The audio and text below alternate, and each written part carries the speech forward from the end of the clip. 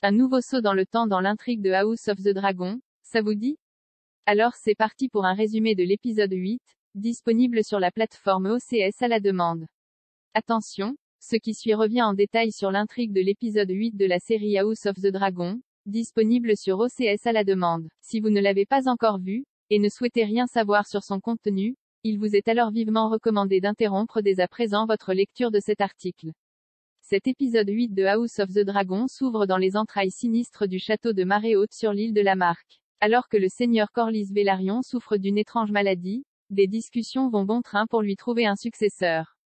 Comme on s'en doute, une nouvelle guerre de trône se met en place à ceci près qu'il ne s'agit pas de s'emparer du prestigieux trône de fer, mais du trône de bois flotté, littéralement un siège construit à partir de planches pourries. Un trône étant en trône, l'affaire prend malgré toute une tournure politique capitale, alors que l'affaire coïncide avec le grand retour de Rhaenyra et Daemon à Port-Réal, quelques années après leur controversé mariage incestueux. Pour Rhaenyra, il s'agit très vite de s'assurer que le clan Hightower, la reine Alice, et son père Otto, à nouveau main du roi, ne choisissent même le successeur de Corlys. Le problème est que Rhaenyra est tenue comme responsable de la mort présumée de son précédent mari, Laenor Velaryon. Bien sûr, nous les spectateurs savons que ce dernier est toujours en vie, mais on imagine mal l'héritière du trône de fer avouer à sa grande cousine Rhaenys Targaryen, l'épouse de Corlys, que leur fils n'est pas mort, mais qu'il s'est simplement rasé la tête pour fuir la région et vivre pleinement son homosexualité. Mais quel poids représente la perte d'un fils dans la balance de la haine, quand de l'autre côté il y a l'humiliation d'avoir été écarté du trône au profit de Viserys Ier, décision qui a valu à Rhaenys le surnom de « reine qui n'a pas régné ».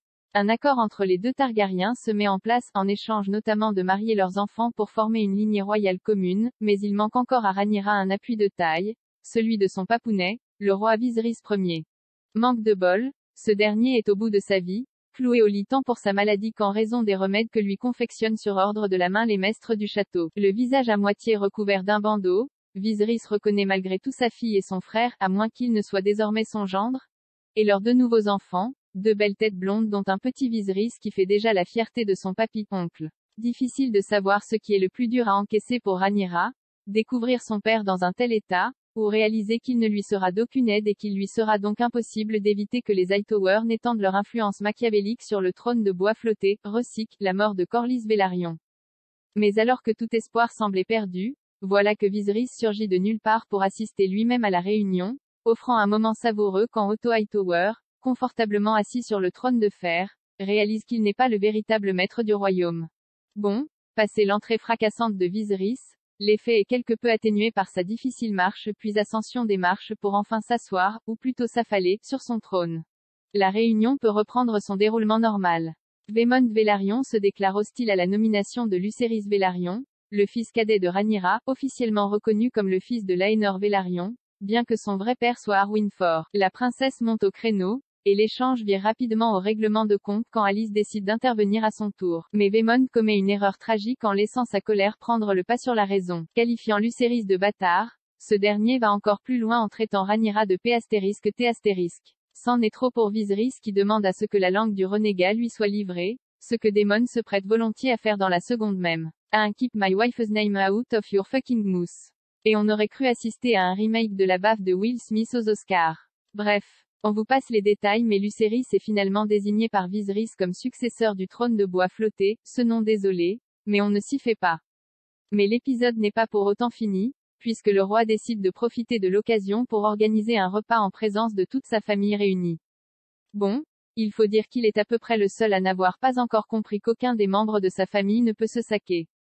Et pourtant, tout semble parti pour se dérouler normal. Enfin là encore c'est relatif, puisque le roi croit bon doter son masque pour dévoiler son orbite droit complète vide, et sa joue complètement pourrie par la maladie. Et bon appétit bien sûr.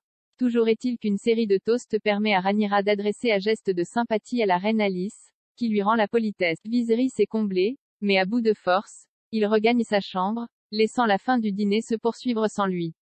À peine le roi parti que débute l'affaire du cochon de lait.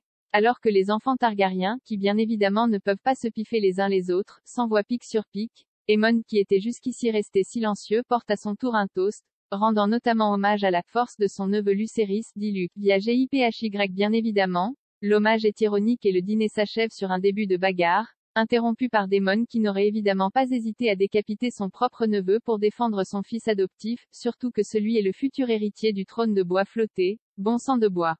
Des rires, des larmes, du bon vin et des assiettes bien garnies, bref, les repas de famille chez les Targaryens sont finalement comme les nôtres. L'épilogue de cet épisode voit Viserys sur le point de rendre son dernier souffle.